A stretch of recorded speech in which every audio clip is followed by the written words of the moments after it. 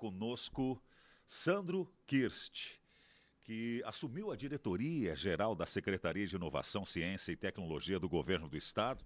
Nós falávamos antes aqui na antessala, é o 11º nome do Vale do Taquari, né, numa gestão técnica junto ao Governo do Estado, e vem para trazer mais informações desse convite, dos desafios, dos projetos, o que está encontrando e o que tem pela frente junto ao Governo do Estado na diretoria-geral da Secretaria de Inovação, Ciência e Tecnologia.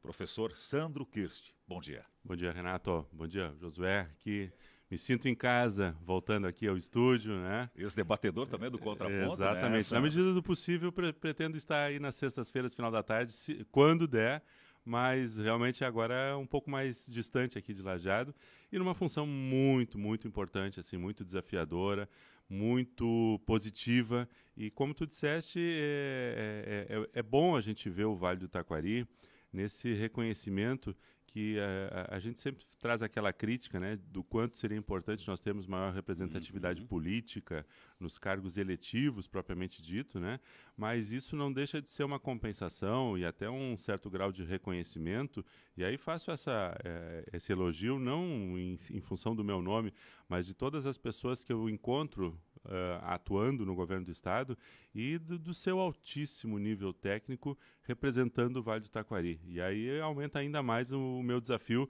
de estar me somando a esse time, né? Mantendo esse padrão e realmente representando tudo aquilo que se faz aqui no Vale do Taquari, todo o conhecimento, toda a seriedade, toda a postura, toda a proatividade, e estamos lá. Sandro Kirst não é por acaso que assume essa diretoria geral lá da Secretaria de Inovação, Ciência e Tecnologia. Sandro Kirst é natural de Lajeado, né, Sandro? Sim. Formado em Relações Públicas, Administração pela Universidade Federal do Rio Grande do Sul. Além de mestre em Comunicação Organizacional pela PUC, né, ambas de Porto Alegre. Também iniciou sua carreira na Fundação de Amparo à Pesquisa do Estado do Rio Grande do Sul. Também atuou na extinta TVE, sim, na capital, onde transferiu-se para a Universidade Vale do Taquari, a Univates, atuou por 20 anos. Exatamente. Né, na nossa Univates, coordenador de curso de comunicação também, coordenador da TV Univates, além de professor mestre Sandro Kirst. É legal, assim, até com um certo saudosismo, mas olhando para frente, né? A gente nunca... Acho que é bom a gente trazer as nossas experiências e o quanto elas nos preparam para novas situações. Mas eu comecei profissionalmente justamente na FAPERGS. E a FAPERGS é um dos órgãos vinculados à Secretaria de Inovação, Ciência e Tecnologia. Então, dentro da estrutura da SICT, nós temos a FAPERGS e temos a UERGS, que são os dois órgãos vinculados à Secretaria. E eu iniciei profissionalmente na FAPERGS, uma fundação de amparo à pesquisa, financiamento de bolsas, de projetos. Quer dizer, estou em algum grau retornando ao ambiente onde eu iniciei profissionalmente. Que legal. Assumiu semana passada, é isso? Semana passada iniciei oficialmente. Exato. O convite veio da quem chefia lá, da secretária Simone Stilpe, que é aqui da região, né? Colega de Univates, nos conhecíamos aqui, e um respeito, uma admiração mútua, né? E ela me fez o convite, claro que em cima de uma situação assim, a gente sempre tem experiências na vida e vai deixando impressões nas pessoas. Acho que deixei uma boa impressão a ponto dela confiar e me fazer o convite de retornar a atuar com ela. Então, agradeço muito a professora Simone, mas assim, ela deixa muito claro que esse é um compromisso técnico, claro que há uma representatividade política, porque é uma pasta do governo Leite, né? Sim. Então, um dos meus primeiros grandes desafios foi reconhecer quais eram as estratégias, as propostas, os compromissos do governo Leite, porque obrigatoriamente eu não estou lá representando o Lajeado, o Univates somente. A gente, quando vai para uma situação dessas, tem que ter um olhar macro de como é que está a situação em termos de tecnologia, em termos de inovação, em termos de ambientes de inovação em todo o Estado. Tu tá, agora, nesse momento, está tomando a par da situação. Exatamente, porque isso é muito, muito bacana, assim, um tanto quanto desafiador, mas também muito bacana. Porque, e acho que aí entra também um pouquinho do que a professora Simone pede que eu faça. Quando a gente entra numa estrutura dessas, a gente conhece projetos, a gente conhece programas, programas, a gente conhece editais, a gente conhece por onde a secretaria vai se capilarizando. E é incrível o número de ações e de frentes de trabalho, e muitas delas, às vezes, a gente não tem conhecimento. A gente não é divulgado. Até é divulgado, certo. né, Renato? Mas olha só, e aí não é uma crítica, pelo contrário, a mídia ajuda muito. Mas a gente vive hoje um momento em que a gente tem tanta informação, a gente tem tantas opções. E o nosso cérebro não absorve A tudo. gente não consegue absorver tudo, a gente acompanha. não consegue entender todos os detalhes de tudo que está acontecendo, a gente não consegue selecionar todas as alternativas, e isso não vale só para as pessoas, vale para as empresas, vale para as associações. Então, hoje em dia, a gente está num desafio muito grande.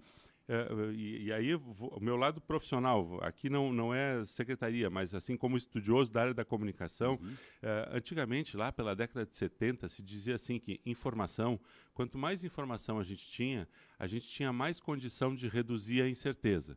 Porque quanto mais informação eu tinha mais chance de tomar decisões.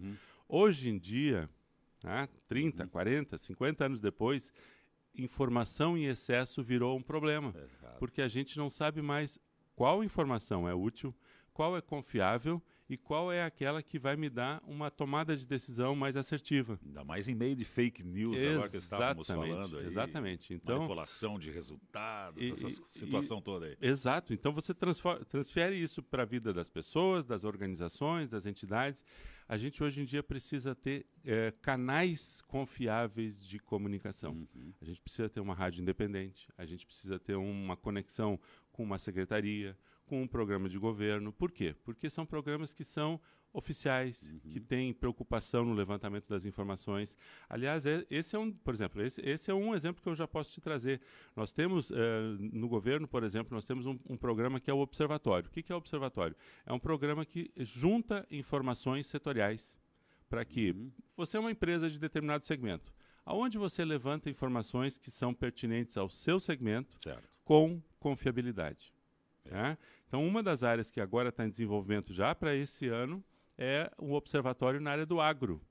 Tivemos reunião essa semana com entidades da área agrícola e a gente está começando a levantar toda a estrutura, todo o ambiente, onde a gente vai coletar e vai processar e disponibilizar, porque também não adianta ter isso organizado e não estar disponível para as pessoas. Para o agricultor, exatamente, agricultor. Na área agrícola. Que legal. Como é que é a produtividade?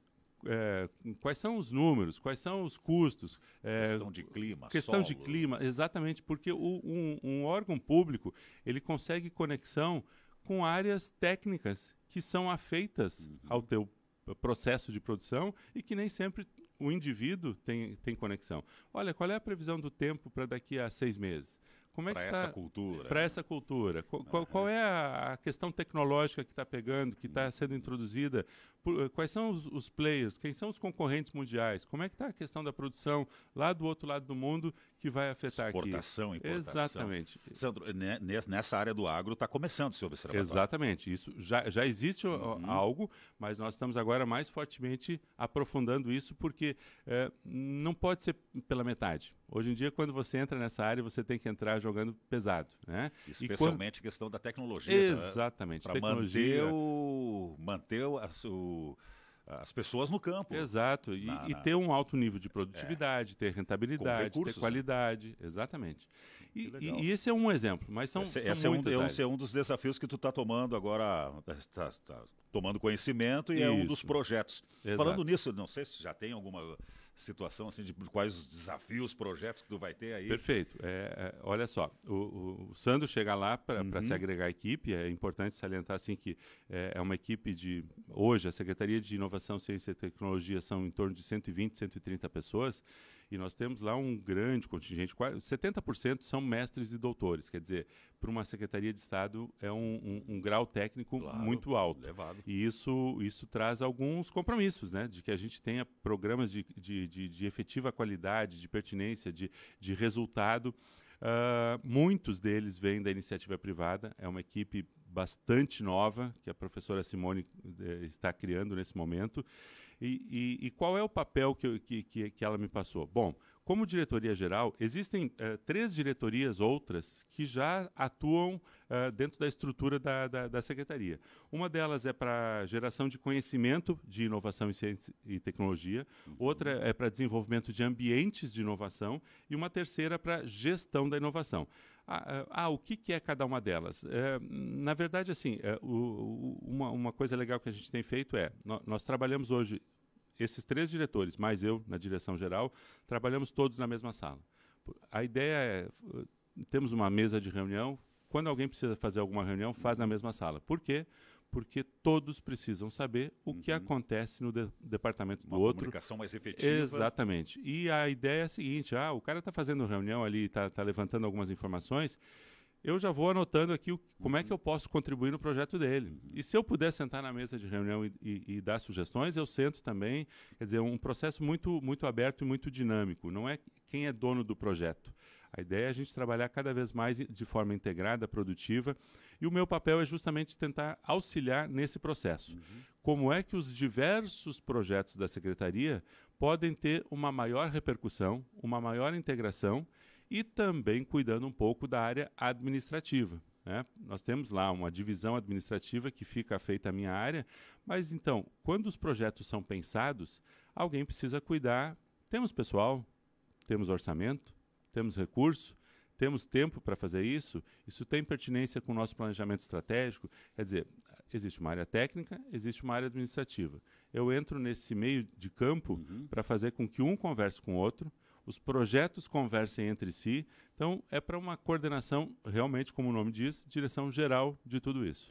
Sandro, fica centralizado lá em Porto Alegre, na Porto capital. Alegre, isso, no centro administrativo, ali naquele prédio. Parece uma pista de skate enorme, né? Tu falaste em abrir espaços, né?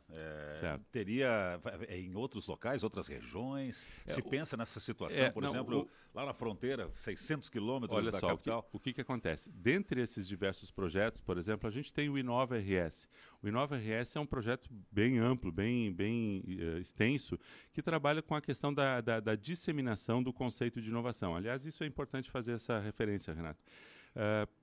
Pensando assim, olhando para 10, 15, 5 anos atrás, a gente olhava muito a ideia de ciência e tecnologia como um elemento um tanto quanto excludente. Por quê? Porque a gente identificava que ciência e tecnologia era uma coisa importante, mas que era quase que exclusivamente nas universidades, nos centros de pesquisa, nas grandes empresas, né, que desenvolviam produtos. Hoje em dia é muito interessante pensar que quando há essa revisão de todo esse conceito de ciência e tecnologia, aqui no estado do Rio Grande do Sul, inclusive, de uma maneira muito inteligente, eu acho que muito, muito marcante, o governo colocou a palavra inovação, mas colocou a palavra inovação antes de ciência e tecnologia. Se você olhar o Ministério Federal, é Ministério da Ciência, Tecnologia e Inovação. Aqui é inovação, ciência e tecnologia. Por quê? Porque inovação tem que ser um conceito, tem que ser uma ideia, tem que ser um movimento, tem que ser um chamamento para toda a sociedade em todos os segmentos. Inovar faz parte de se manter vivo, produtivo, de ter capacidade de entregar melhores resultados. Isso no governo, isso na vida individual, isso na vida das empresas. Então, inovação é a chave hoje da nossa atuação. É a ação. Exatamente. E ela sai das universidades exclusivamente. Claro que a gente ainda tem financiamento de bolsas de pesquisa, claro que ainda se faz ciência e tecnologia no sentido mais estrito da palavra, mas quando a gente fala em inovação, a gente está falando nas startups, né, nas novas empresas, está falando em novos hubs de tecnologia, em novos conceitos, em novos serviços, em novos comportamentos, e tudo isso precisa se espalhar no Estado, porque tu não faz isso de forma centralizada. Então, atendendo a tua pergunta aqui, hoje esses projetos, eles preocupam-se prioritariamente em fazer essa capilaridade. Como é que a gente pode melhorar a tecnologia lá na fronteira, lá no Pampa? Melhorar a tecnologia no Pampa é trabalhar com algum tipo de cadeia produtiva local, é trabalhar com tecnologia voltada para as necessidades locais? Ótimo, então vamos identificar. Vamos para a zona da produção, vamos para o litoral, vamos para a zona central. Essa disseminação, os projetos trabalham e nós temos, dentro de cada projeto, temos pessoas contratadas que são especializadas em fazer a leitura daquela região. Hoje o estado está dividido em 8 regiões, né? Nós estamos aqui na região dos vales, que junta Vale do Taquari e Vale do Rio Pardo. E cada região define as suas prioridades. E aí a secretaria entra com a estrutura, com o pessoal, com o investimento, para melhorar tecnologicamente, cientificamente e principalmente em termos de inovação, naquelas 2, 3 áreas que a região definir. Então não é uma imposição de Estado, mas é uma decisão regional e um reforço do conceito de inovação, ciência e tecnologia nessas áreas que a região define. Sandro, e uma pergunta que até para se caminhar para encerramento, Claro. mas gostaria do teu comentário da inteligência artificial que está aí, inclusive Elon Musk e outros cientistas pedindo para dar uma parada, uma segurada na inteligência artificial, dar uma congelada para não seguir, mas Lajeado também entra numa situação que recentemente ficou num ranking aí do cidades estado, inteligentes, das cidades mais inteligentes aqui. Como é que tu vê essa situação aí da inteligência artificial e quais as tendências nesse sentido, especialmente para nós gaúchos? Certo. Olha só, o conceito de cidades inteligentes é sempre bom esclarecer, né? Às vezes as pessoas pensam assim, uma cidade onde é que as notas são boas, as escolas são boas. Tem relação, mas não é isso, né? Uma cidade inteligente é aquela cidade tecnologicamente preparada, aquela cidade que tenha facilidade de serviços, que tenha um ambiente acolhedor para novas empresas, que pense tecnologicamente soluções. Quer dizer, cidades inteligentes têm a ver com esse conceito de tecnologia aplicada às suas práticas, ao seu serviço. Lajeado está muito bem, né? Lajeado está conseguindo desenvolver alguns serviços, alguns projetos, um ambiente de inovação. A Mariela aqui está atuando na prefeitura, tem um ótimo conceito, uma ótima produtividade. Show, legal. Isso é inevitável. Isso é o futuro. A gente não tem como pensar em melhorar a vida do cidadão sem tecnologia. Ponto 2. Trocamos a página. Inteligência artificial.